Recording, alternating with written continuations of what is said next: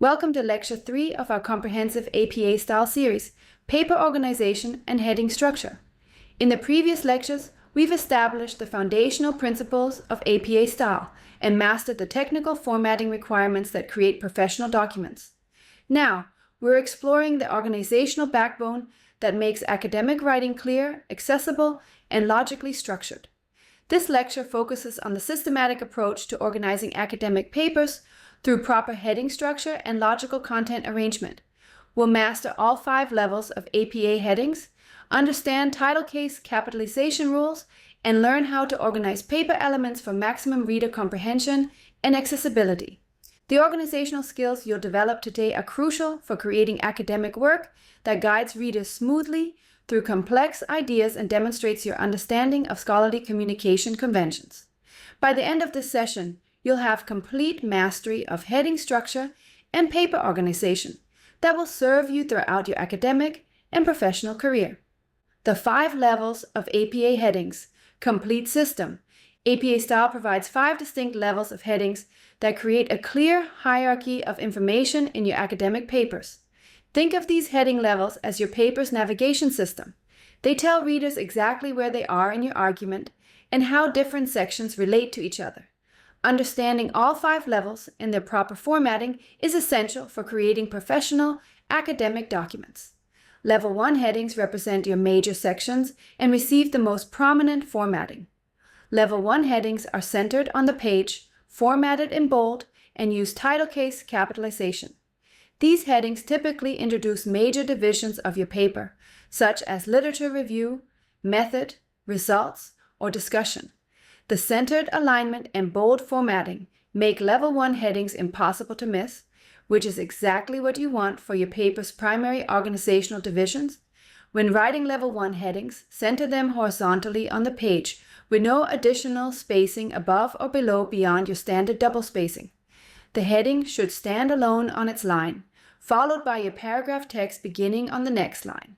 Level 2 headings represent major subsections within your Level 1 sections.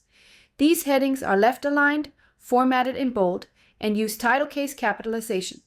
Level 2 headings break down your major sections into manageable, focused subsections that help readers navigate complex information. For example, within a method section, you might use Level 2 headings like sample, data collection, and instrumentation. Level 2 headings begin at the left margin with no indentation. Like Level 1 headings, they appear on their own line, followed by paragraph text on the next line.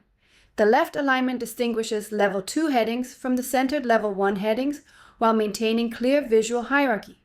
Level 3 headings provide further subdivision within Level 2 sections. These headings are left aligned, formatted in bold italic, and use title case capitalization. The addition of italic formatting to the bold creates a clear visual distinction from Level 2 headings while maintaining the left-aligned positioning. Level 3 headings allow you to organize detailed information within subsections without overwhelming readers with too many major divisions. For example, within a Level 2 heading of instrumentation, you might use Level 3 headings like Scale 1, Scale 2, and Scale 3. This level of organization helps readers locate specific information quickly while understanding how it fits into your overall argument structure. Level 4 headings introduce a different formatting pattern that integrates more closely with your paragraph text. Level 4 headings are indented 0.5 inches from the left margin, formatted in bold, use title case capitalization, and end with a period. Importantly, the paragraph text begins immediately after the period on the same line as the heading. This run-in format for Level 4 headings serves specific organizational purposes. It allows you to introduce focused topics within subsections without creating excessive visual fragmentation. The indented position and run-in format signal to readers that this is a more detailed organizational level while maintaining text flow. Level 5 headings follow the same pattern as Level 4 headings, but add italic formatting to the bold. Level 5 headings are indented 0.5 inches, formatted in bold italic, use title case capitalization, end with a period, and have paragraph text beginning immediately after the period on the same line. The progression from Level 4 to Level 5 headings provides maximum organizational flexibility for complex documents while maintaining clear visual hierarchy. The bold italic formatting ensures Level 5 headings remain distinct from Level 4 headings while preserving the run-in format that maintains text flow. Understanding the logical progression of these 5 heading levels is crucial. You cannot skip levels in your heading hierarchy. If you use a Level 3 heading, you must have used Level 1 and Level 2 headings first.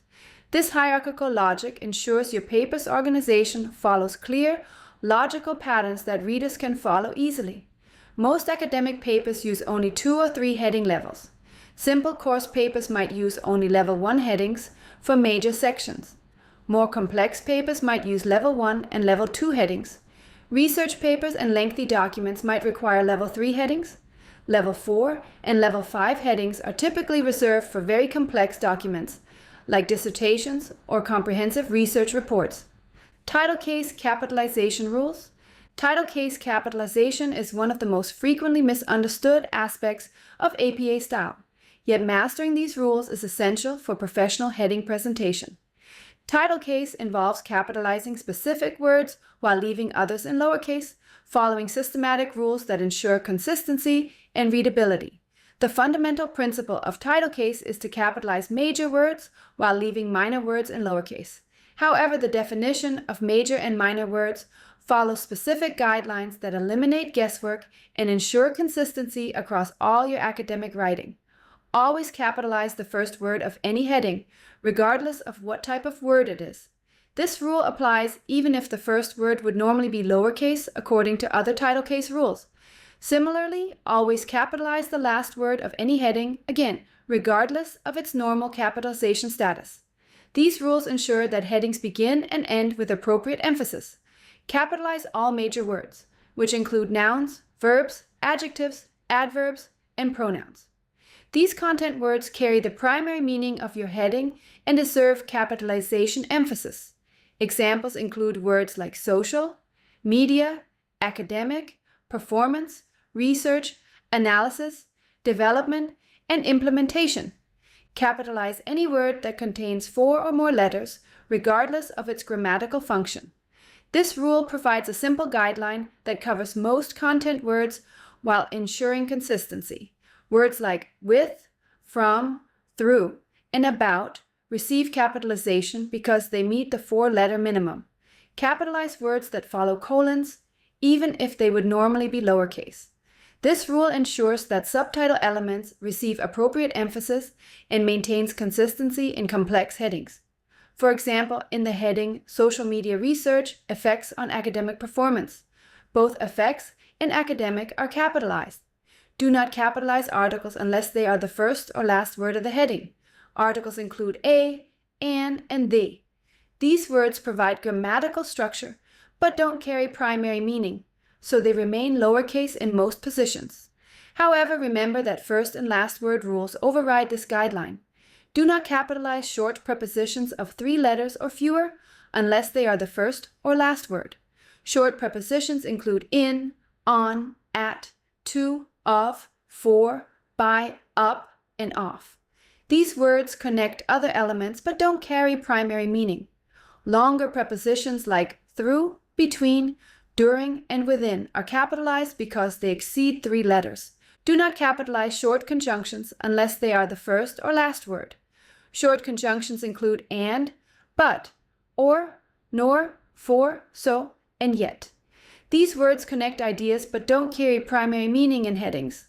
These title case rules apply to all headings in your paper, ensuring consistency and professional appearance throughout your document. Mastering title case eliminates guesswork and demonstrates your attention to scholarly formatting standards. Paper organization and page order.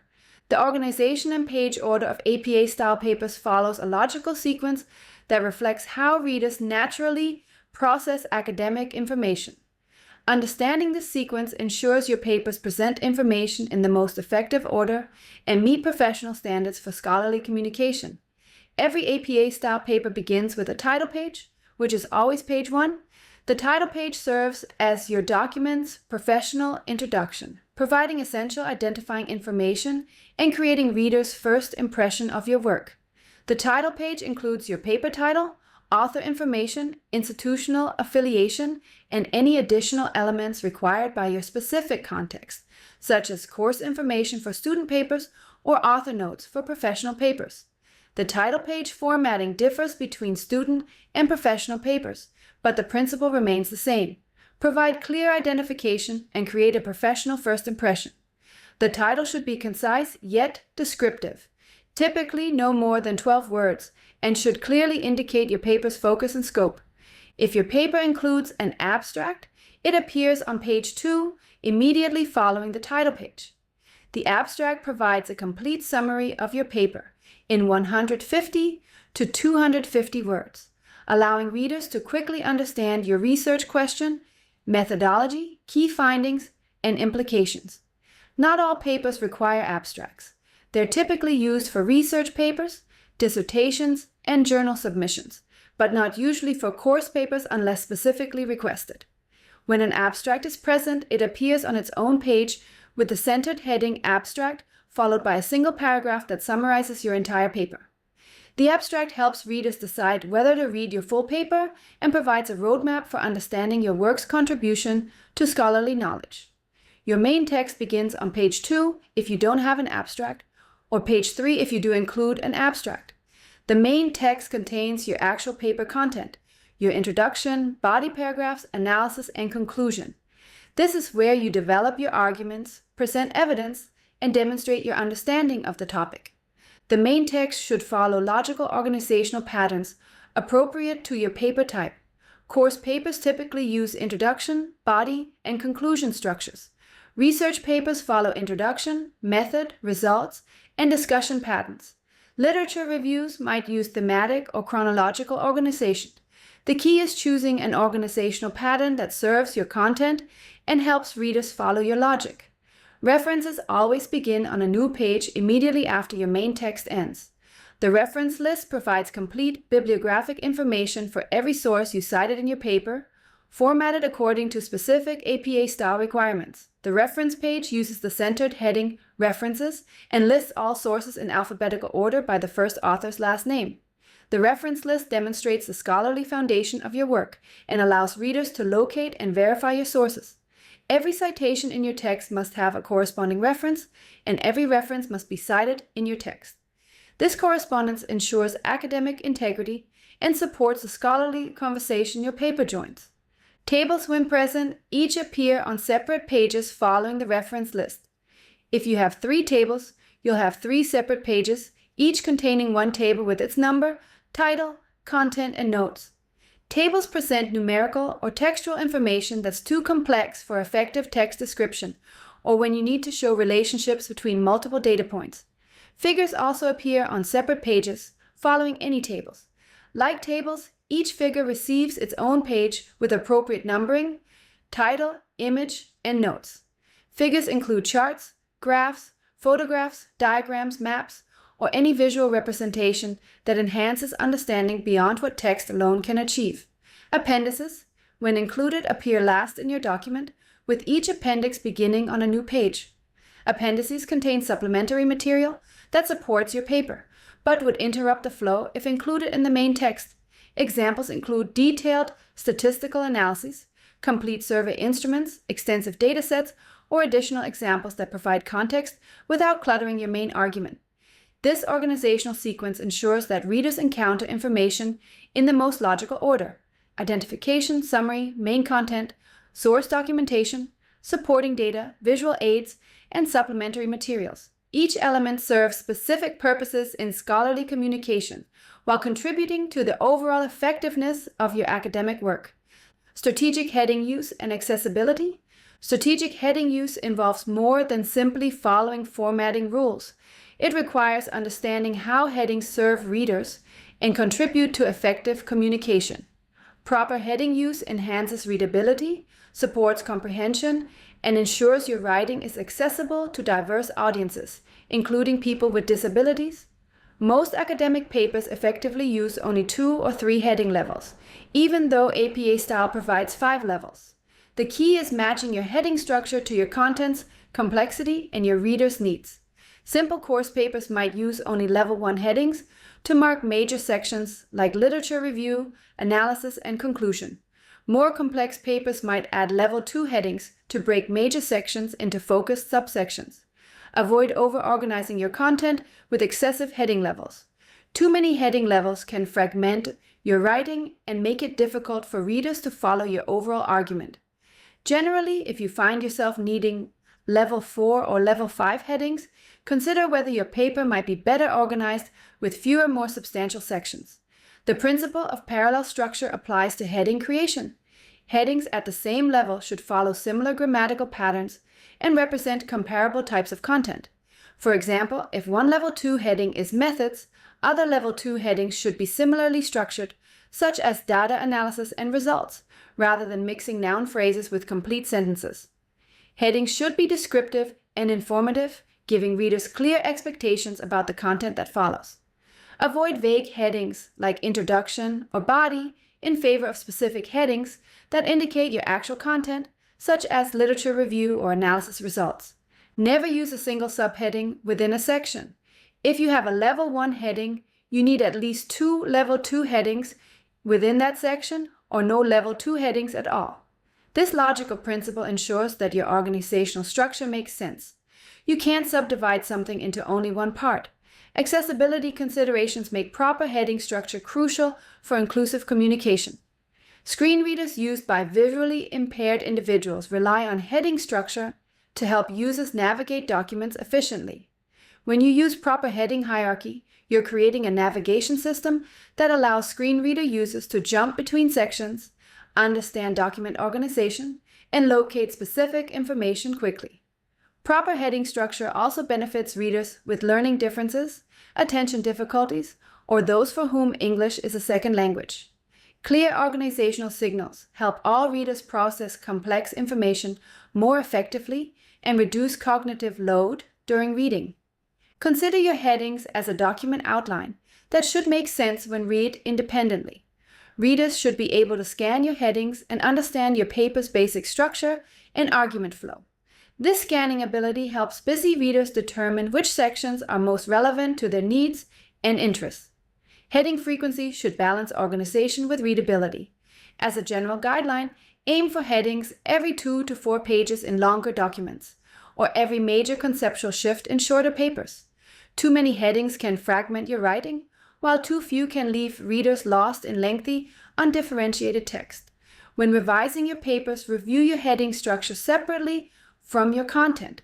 Ask yourself whether the headings accurately represent your content, whether they follow logical hierarchy, and whether they would help a new reader understand your paper's organization. Effective headings serve as both organizational tools and reader aids. Remember that headings are part of your paper's argument structure. They should reflect the logical progression of your ideas and help readers follow your reasoning. Well-crafted headings can actually strengthen your argument by making your logical structure explicit and easy to follow. Title case practice and common errors.